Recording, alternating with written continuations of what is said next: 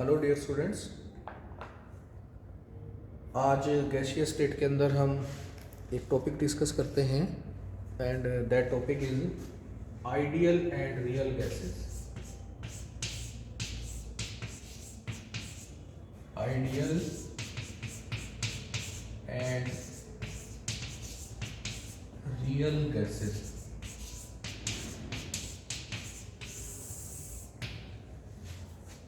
तो देखिए, gaseous state के अंदर आपने बॉयल्स लॉ के बारे में पढ़ा, चार्ल्स लॉ के बारे में भी पढ़ा, एवोगैड्रोस लॉ के बारे में भी पढ़ा, और इन तीनों को कंबाइन करके एक इक्वेशन बनाई गई जिसको बोला गया आइडियल गैस इक्वेशन। और ये इक्वेशन क्या थी? PV is equal to nRT। तो क्या होता है, देखिए, आइडियल गैस आप किसको कहेंगे? A gas which obeys ideal gas equation, ये at every value of temperature and pressure। Low temperature हो, हाई टेम्परेचर हो, लो प्रेशर हो, हाई प्रेशर हो, कोई फर्क नहीं पड़ता। अगर PV is equal to nRT follow हो रहा है, इसका मतलब वो गैस कैसी है? आइडियल। कंडीशन फिर से सुनिए। आइडियल गैस इक्वेशन में क्या है कि जो गैस आइडियल गैस इक्वेशन को फॉलो करती है at every value of temperature and pressure, or you can say at each value of temperature and pressure, तो हम उसको क्या बोलेंगे कि ये आइडियल गैस है। क्या बोलेंगे? आइडियल। लेकिन ऐसा ऑब्जर्व किया गया कि कोई भी gas PV is equal to nRT को हर एक टेम्परेचर और प्रेशर पे फॉलो नहीं करती। जो गैसेस हैं, जैसे हम लोग जनरली अपनी डेली लाइफ में जिन जिन गैसेस से डील करते हैं, या आपने जिन भी गैसेस के बारे में पढ़ा या सुना है, वो सभी गैसेस क्या करती हैं? PV is equal to nRT को हर एक टेम्परेचर और प्रेशर पे फॉलो नहीं करती। इसका मतलब क्या है कि जो गैसेस हैं वो आइडियल नहीं है। PV is equal to nRT कब फॉलो होता है? जो मैं बोल रहा हूँ कि ये तीन लॉज हमने पढ़े, इन तीनों से ये इक्वेशन बनाई। अगर ये इक्वेशन हर एक टेम्परेचर और प्रेशर पे फॉलो होती है तब तो गैस होती है आइडियल। लेकिन मैंने आपको अभी ये बोला कि हर एक टेम्परेचर और प्रेशर पे जो गैसेस हैं वो इस इक्वेशन को ओबे नहीं करती, तो वो कैसी हैं गैसेस? रियल है। मतलब ईच गैस इज रियल। जो आइडियल बिहेवियर का कंसेप्ट है वो एक हाइपोथेटिकल कंसेप्ट है, और you can say it is a theoretical concept. Practically क्या है? प्रैक्टिकली अगर हम बात करें तो कोई भी गैस वो आइडियल गैस इक्वेशन को PV is equal to nRT को लो प्रेशर और हाई टेम्परेचर पे फॉलो करती है। इन दो कंडीशंस पे जो गैसेस हैं वो इस इक्वेशन को ओबे करती हैं या इस इक्वेशन को फॉलो करती हैं। PV is equal to nRT follow होती है, ऐसी बात नहीं है, लेकिन इन कंडीशंस पे होती है। यदि टेम्परेचर हाई हो और प्रेशर लो हो। आइडियल के लिए हम क्या बोल रहे हैं कि हर एक टेम्परेचर और प्रेशर पे फॉलो होना चाहिए, लेकिन होता किस पर है? ओनली लो प्रेशर और हाई टेम्परेचर पे, only at these two values और दीज टू कंडीशंस। तो रियल गैसेज हैं ये। मतलब आइडियल गैस कोई भी नहीं है। कोई भी गैस ऐसी नहीं है जो एवरी वैल्यू ऑफ टेम्परेचर और प्रेशर पे आइडियल गैस इक्वेशन को फॉलो करे। समझ गए? तो अब देखो, अगर गैस आइडियल नहीं है तो कैसी है? रियल। तो रियल गैस का जो बिहेवियर है वो हम लोग स्टडी करते हैं डेविएशन फ्रॉम आइडियल बिहेवियर से। कैसे करते हैं? देखिए, अगर गैस आइडियल नहीं है तो इसका मतलब वो डेविएट हो रही है। तो डेविएशन फ्रॉम आइडियल बिहेवियर। देखो ये क्या है, आइडियल बिहेवियर से डेविएट कैसे होती हैं गैसेस। जैसे आप लोग ये पढ़ते थे बॉयल्स लॉ। बॉयल्स लॉ क्या बोलता है,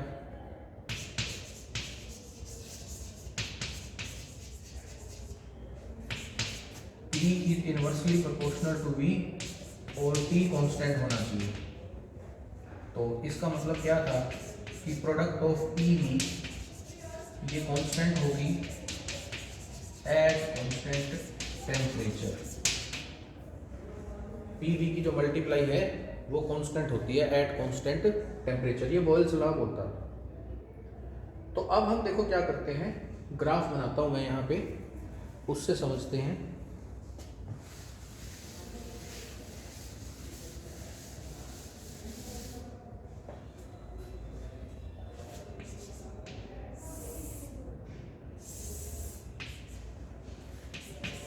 ये है PV वर्सेस P ग्राफ।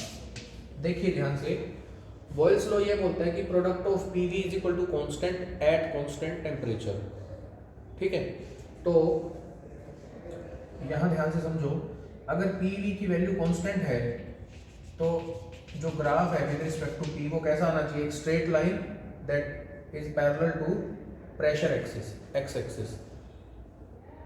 तो होता क्या है, हम लोग हाइड्रोजन और हीलियम के लिए अगर हम बात करते हैं तो ग्राफ ऐसा आता है। ये है हाइड्रोजन की कर्व, ये है हीलियम की।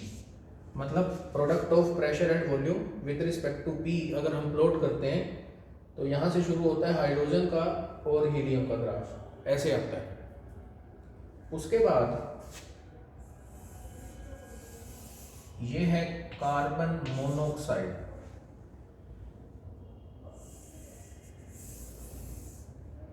मीथेन CH4,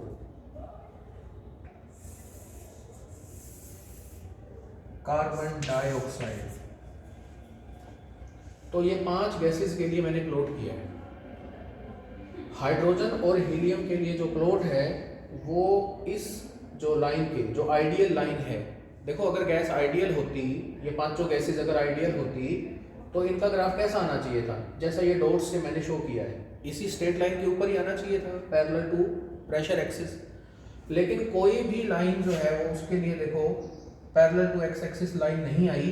हाइड्रोजन हीलियम के लिए डायरेक्टली इंक्रीज हो रहा है इस लाइन से सीधा ऊपर आइडियल लाइन से, और कार्बन मोनोऑक्साइड, मीथेन और हीलियम कार्बन डाइऑक्साइड के लिए क्या है, पहले थोड़ा सा ये डिक्रीज हो रहा है कर्व में, इस लाइन से नीचे की तरफ आ रहा है, उसके बाद ये फिर ऊपर की तरफ शिफ्ट हो रहा है।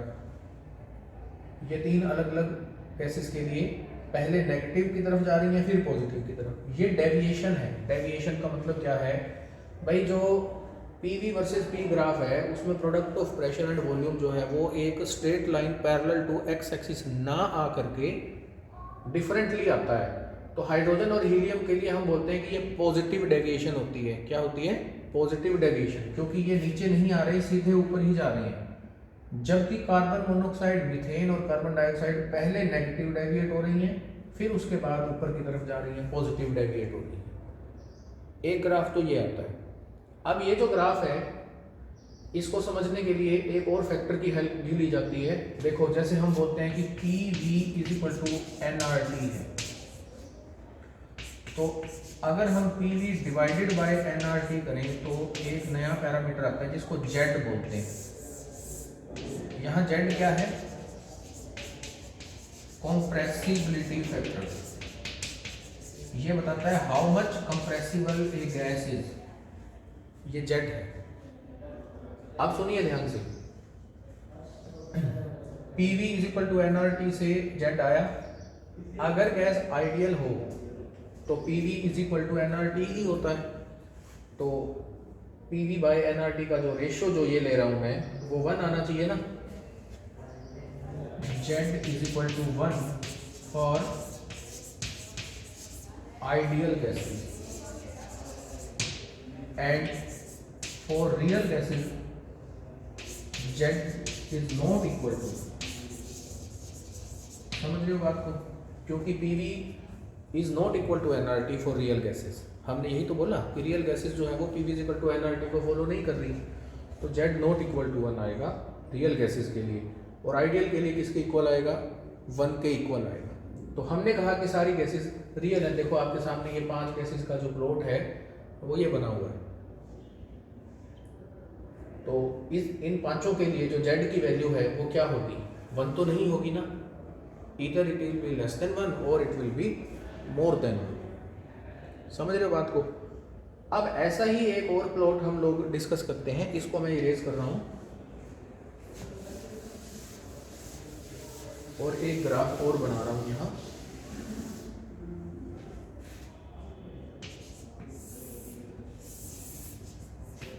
और ये जो ग्राफ है वो जेड वर्सेस पी है। यहाँ पे जेड प्लॉट कर रहा हूँ मैं, यहाँ पे प्रेशर प्लॉट कर रहा हूँ,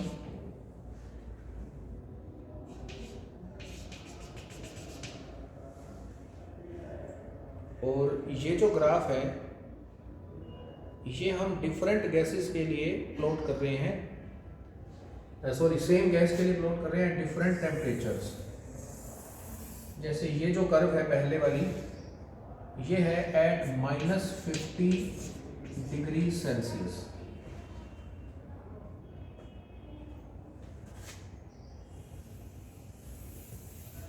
ये जो कर्व है सेकंड, ये है eight 0 degree Celsius.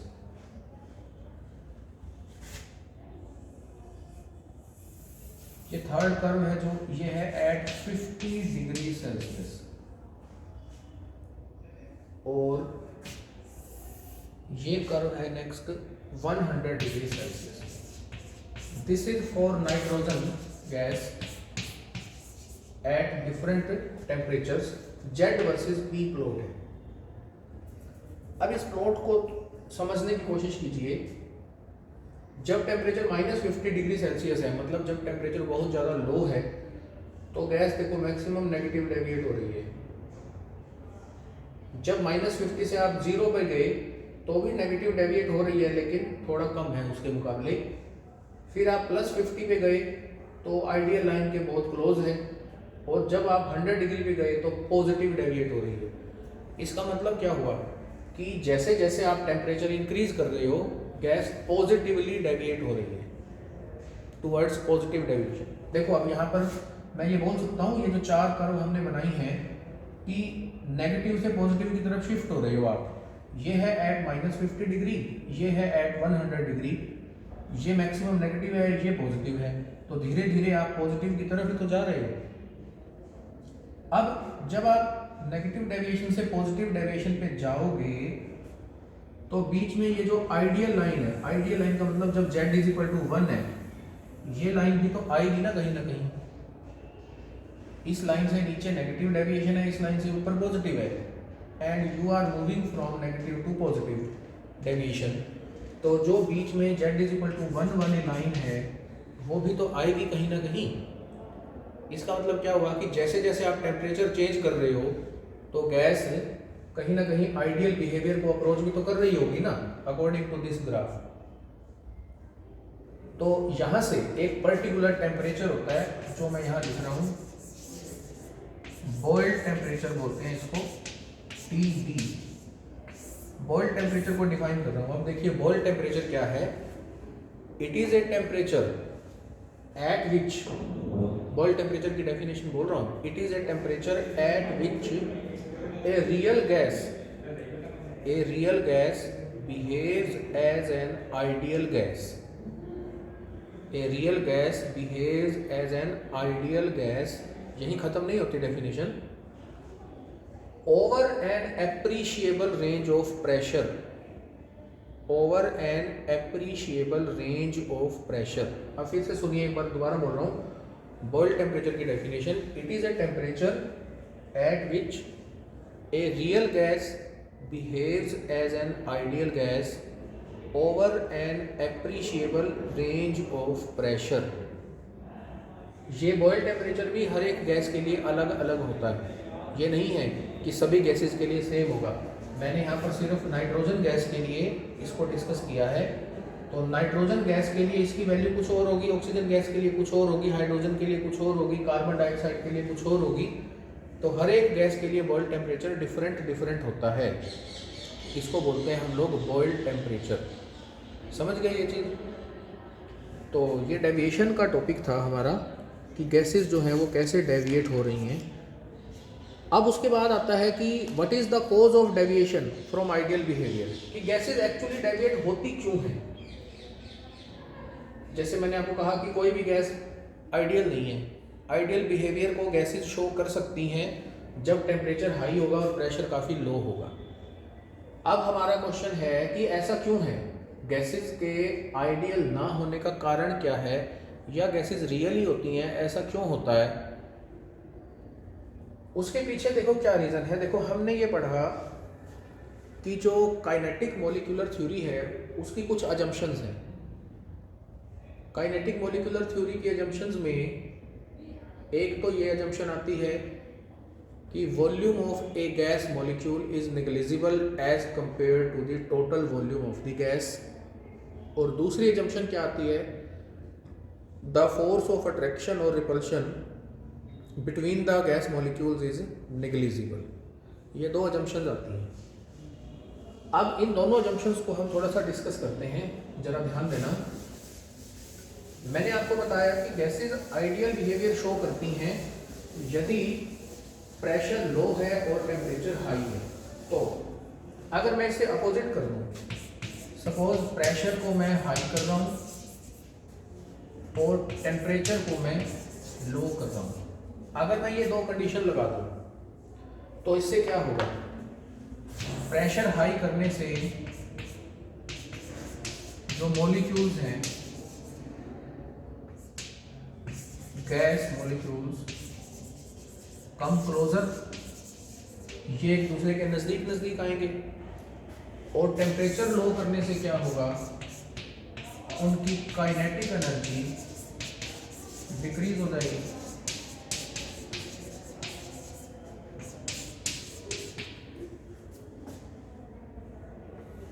Gas molecule close आ जाएंगे जब प्रेशर आप इंक्रीज करोगे तो, और अगर टेम्परेचर लो करोगे तो मॉलिक्यूलर मोशन भी स्लो डाउन हो जाएगा, तो काइनेटिक एनर्जी भी गैस मॉलिक्यूल्स की कम हो जाएगी। तो ध्यान से समझो, जब मॉलिक्यूल क्लोज आएंगे, जब मॉलिक्यूल्स क्लोज आएंगे तो total volume of the gas ये डिक्रीज नहीं हो जाएगा। जब मॉलिक्यूल क्लोज आएंगे, देखो पहले कंटेनर इतना बड़ा है, मान लो आपने प्रेस करा गैस को पिस्टन लगा के, तो गैस का वॉल्यूम कम हो जाएगा। थोड़ा सा कम होने का मतलब क्या है, यही तो मैंने लिखा, total volume of the gas वो डिक्रीज हो गया। और जब काइनेटिक एनर्जी डिक्रीज होगी तो मॉलिक्यूल क्या हो गए, उनका मोशन है जो थोड़ा सा रिस्ट्रिक्ट हो जाएगा, थोड़ा सा स्लो हो जाएगा। इन दोनों से क्या होगा, इन दोनों से ये होगा, देखो गैस के एक मॉलिक्यूल का, सिंगल मॉलिक्यूल का वॉल्यूम तो चेंज नहीं हो रहा, लेकिन गैस का टोटल वॉल्यूम तो चेंज हो रहा है। और टोटल वॉल्यूम में चेंज जो है वो क्या हो रहा है, टोटल वॉल्यूम डिक्रीज हो रहा है, कम हो रहा है। तो काइनेटिक थ्योरी का जो पोस्टुलेट है जिसमें ये बोला गया है कि volume of a gas molecule is negligible as compare to the total volume of the gas, ये पोस्टुलेट होल्ड नहीं करता इस कंडीशन में। मतलब इस पोस्टुलेट में ये शॉर्ट कमिंग हो जाती है या कमी हो जाती है कि जब आप प्रेशर हाई कर दोगे तो उस सिचुएशन में क्या हो जाएगा, total volume of the gas decrease हो जाएगा।